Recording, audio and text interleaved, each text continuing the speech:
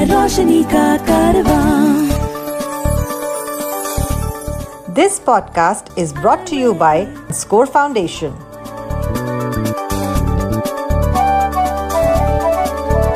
ये है रोशनी, रोशनी, रोशनी का कारवां. रोशनी.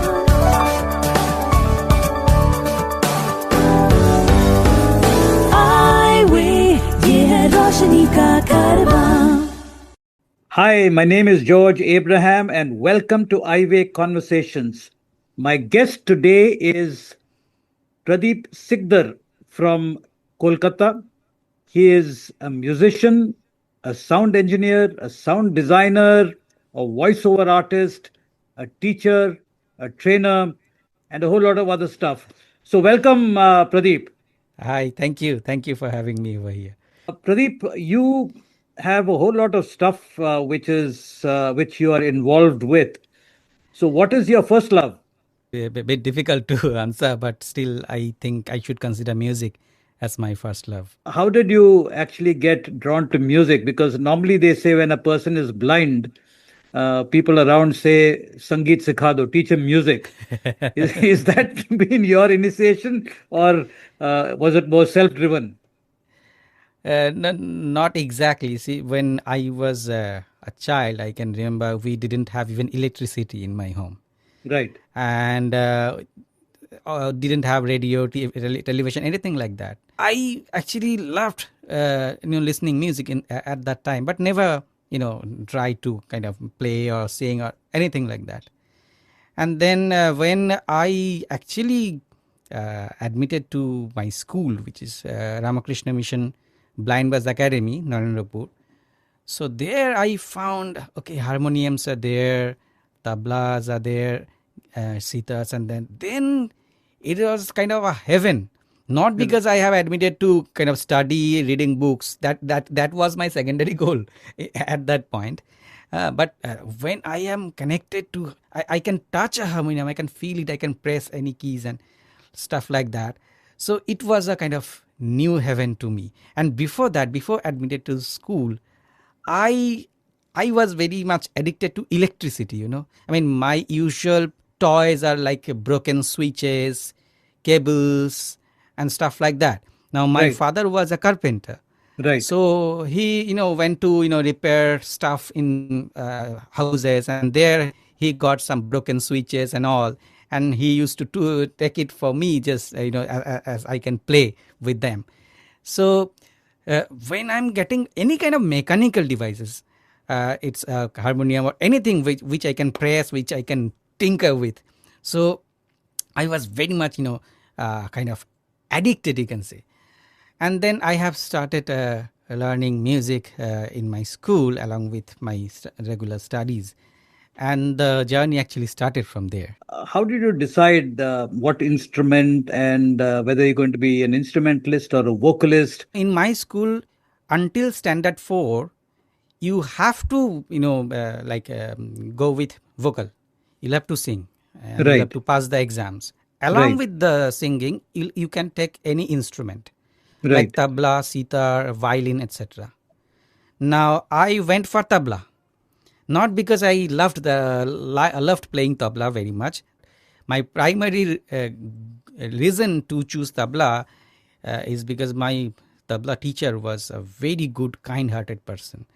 And when I was in the class, first we had like 40-minute classes. So first 20 minutes or 15 minutes, I used to play tabla. And then I used to play harmonium. And when I grew up, I used to play keyboard. I mean, my teacher, respected Sri Shukhamay Chaudhary, he allowed me to play keyboard in the tabla class. Now, keyboard is a mechanical instrument. Right. So that is why my primary, and as I was like a very young, studying in standard 4, 5. So normally I was not allowed to touch a keyboard because it was an expensive instrument. And then when I was in standard 6, actually we had an orchestra team in my school. Right. Now one of my seniors actually, he played keyboard in that team, and then he left the school. I mean, he completed his secondary education. Then I was given the chance to play keyboard. So when did you actually realize that you were good enough to become a professional musician? When I was at standard 11, I had to leave my school, because in that time 11, 12 was not there in my school. For the visually impaired. Right. So I was admitted in a regular normal school, and there obviously music was not there. I was literally hungry for the music. Then we 2-3 friends planned to start a small band. We managed some other like musician, vocalist, and then form a band called XRAF, Experimental Raga and Folk. Now we struggled a lot in that time. Now I have multiple struggling points. Number one, I don't have any keyboard. Yeah, my friend is allowing me to play the keyboard, but that is only in the rehearsal time. I cannot take it with me. You can't practice, yeah. Yes, I cannot practice. But the second thing is, then I realized when I am going to arrange a song, it is not sounding like a professional band. Right. So then the journey started of learning keyboard. Now YouTube was not, YouTube was there, but internet was not there. It was not that cheap in that time. Correct. So reading articles, playing, listening, radios, and online radios, especially in that time. So I tried to educate myself in that time. And then after 6 months or so, then I felt, okay, now it is sounding better. Now we can go out and we can perform on stage. So the first program I can easily remember, it was a band competition, state level band competition.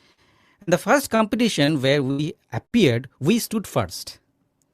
And it was a kind of boost, a kick, you can say, right, for us. The next things come, like we wanted to bring out a musical album, but we didn't have money to hire studio and all. So I thought, let's learn myself, because I was very much I tried to be a sound engineer, but I didn't know where to start. Now then I have started searching over internet, like how a blind person can be a sound engineer and all. Then suddenly I got a website called jsonar.org. JSonar is a JAWS script solution for a particular digital audio workstation called Cakewalk Sonar. So then I downloaded the software and then read out the whole help file, and found that I could only understand maybe 10 to 15% of this, because it was primarily written for the sighted person. Right. Then I started reading blogs, mailing lists, their archives and all, because in India in that time there was no resources at all. Right. Okay. And then finally I started playing with that Cakewalk Sonar, and the first album named Prayas was released in 2012, and there was, I think, 8 songs, and all the songs I have mixed and mastered. Even I didn't know the word mastering at that point, but I have mixed that full album, and it was a good success, I must say. If you know of anyone with vision impairment who needs guidance in living life with blindness, please share the Eyeway National Helpline number 8800004334. The number is 8800004334.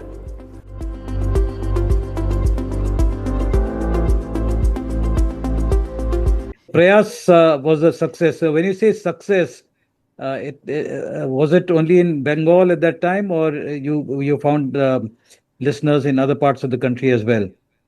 No, primarily in Bengal.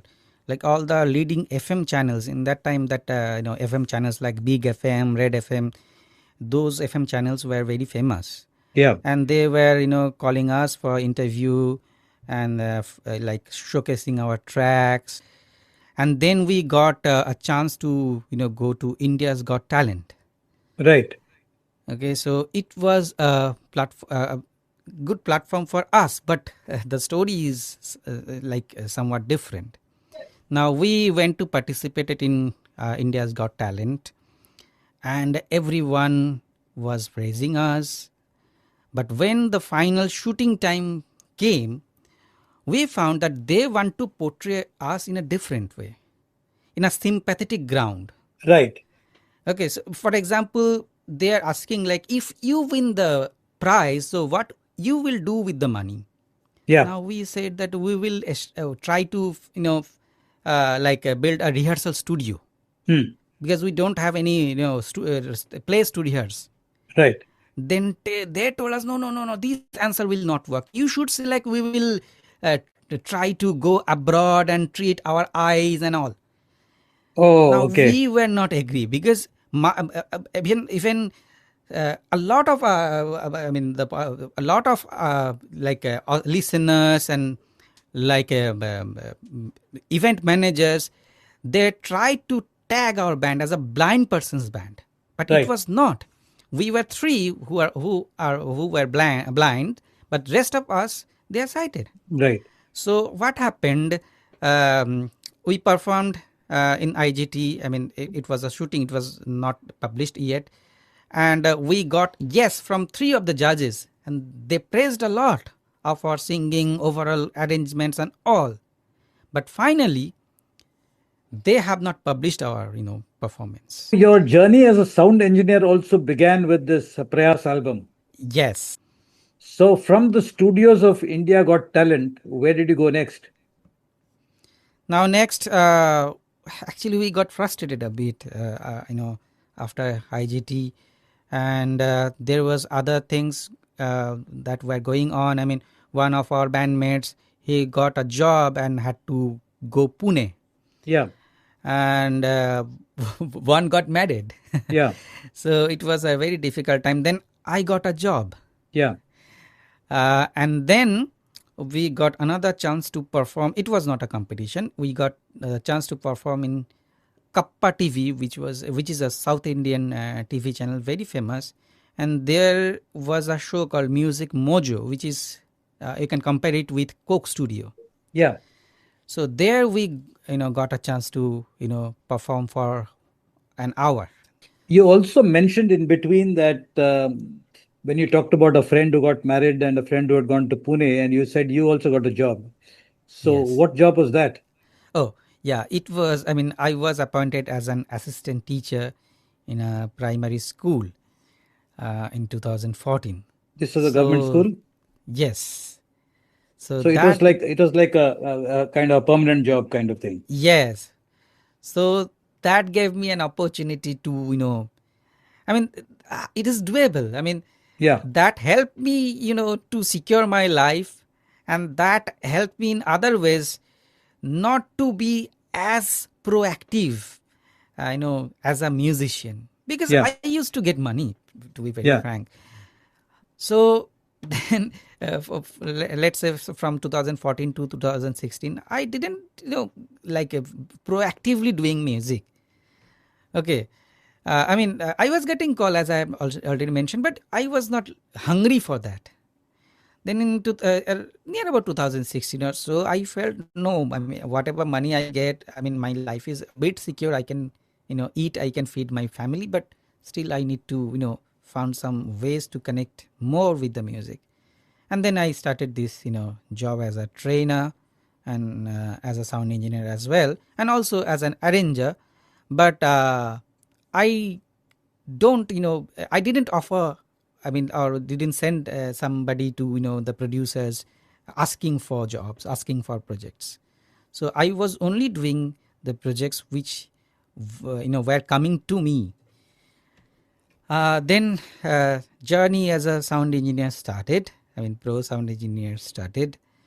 But again, problem is like, I didn't have any studio. Even the my house was in a place where there's a lot of noises and all, and I didn't have money to purchase pro level equipments, but day by day, without spending a penny, extra penny, I try to I purchased a headphone, then a sound card, and then step by step I manage equipments.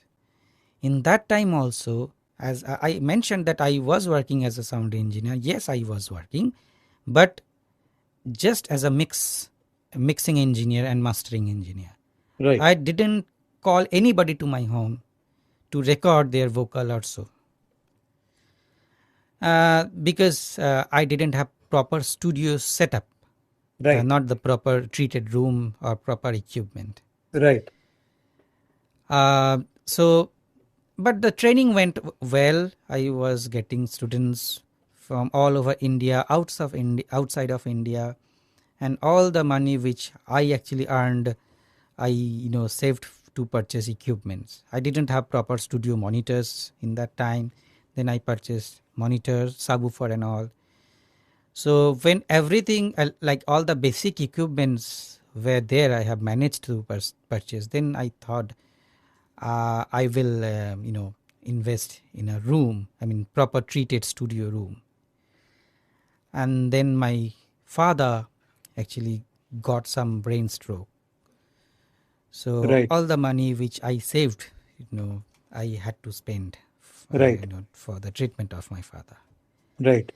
In 2023, though my father was very ill also in that time, and I thought, okay, let's take some personal loan and try to build a studio. Then I started building a studio, and finally in 2025, now I am sitting in a studio, which you can call it a project studio, where I can easily call somebody and record and mix and master and do everything.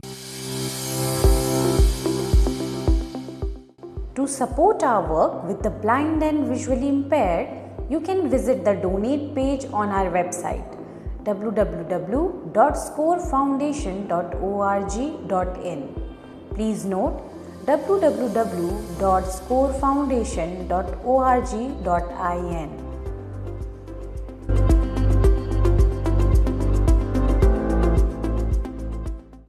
I still remember I first met you during the pandemic when you had announced that online program for teaching sound editing with screen readers. And you were teaching Goldwave. I think that's when I met you first.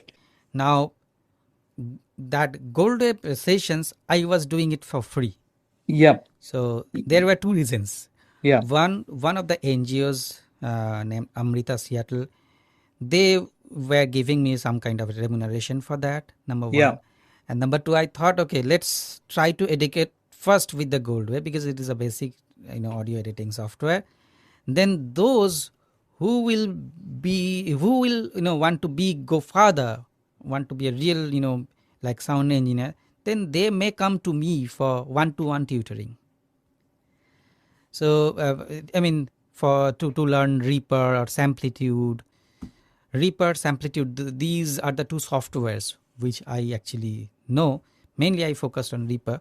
So I then started teaching Reaper to the students who are not even part of India. So I'm getting like students from Canada, USA, and all. So are these students visually impaired, or even sighted students come to you? Yes, that's a good question. Now, most of my students are visually impaired. Now later on, I don't know how, but I used to get calls from the persons who are not visually impaired. Now they used to I told them that I can teach you, but I'll teach you the sound engineering now, not how to do this. I mean, not the operation of Reaper or whatever. So you can go with any DAW you want. I'll teach you the core concept, how the equalizer works, how the compressor works, and how to mix. So like on your website, you talked about sound engineering, which you are very passionate about, and you teach. You also talk about a concept called sound design. Can you throw some light on what this sound design is? Okay. So let's compare it with the video and animation. Yeah. Okay, so let's say I'm sitting here in the chair and you can, capture a video. Yeah. That's a normal sound engineering process. So you are speaking, I'm speaking, and I'm recording here. You are Yeah. singing and I'm recording here. That's the part of the sound engineering. Yeah. Now sound designing, it is also a part of the sound engineering, but it is like animation, sound animation. Let's say somebody is knocking the door. Yeah. And somebody is talking outside of the outside of the room. Yeah. Or maybe you, while talking, going further. Okay, so this way you are going further, but when you have recorded, you have not go further. Yeah. Okay, so this kind of designing, it is mostly for gaming and cinematic purpose. Yeah. And also designing instruments. Yeah. Okay, so you can take up any sound, any kind of, let's say, this is a sound. Yeah. Now you can, create an instrument with Yeah. this sound. Okay. Okay, so these type of things actually are there in sound designing process. You also have done voiceovers. You do voiceovers. Yes. So tell us a little bit about your journey as a voiceover artist. Now, when I was in my school, I used to recite poem and all, and used to deliver speech mostly in Bengali. And then when I was getting projects at the beginning, like maybe in 2018 or so, there were some projects which were voiceover based. Now, like little advertisement, jingles and stuff like that, and a small voiceover parts were there. Yeah. Now, as I didn't have enough money, I tried to save as much as I can. So instead of calling any voiceover artist, I thought, let's do it myself without telling the client that I have recorded, I have dubbed this voice. Right. I used to record and then I asked them whether you are happy with the voiceover or not. Yeah. And they said, yes, very good. Right. Then I thought, okay, let's go with this as well. So then I kind of used to market myself as a voiceover artist as well, but mostly in Bengali, my mother language, not anything else. If our listeners want to listen to your music, listen to your productions, listen to the stuff that you put out, can you tell us where they could find you? Two places I can mention. One is you can go to one of my YouTube channels called Clavier Studio. You can search Clavier, Clavier Studio, or the direct link will be youtube.com/c/Clavier Studio. There you will get songs which I have arranged, mixed and mastered. And if you want to listen some of my tutorials and all, then you can search a channel called Techno Farm. It is TECHNO-FARM. So apart from Prayas, which you did in 2012, are there any other albums that you have associated with?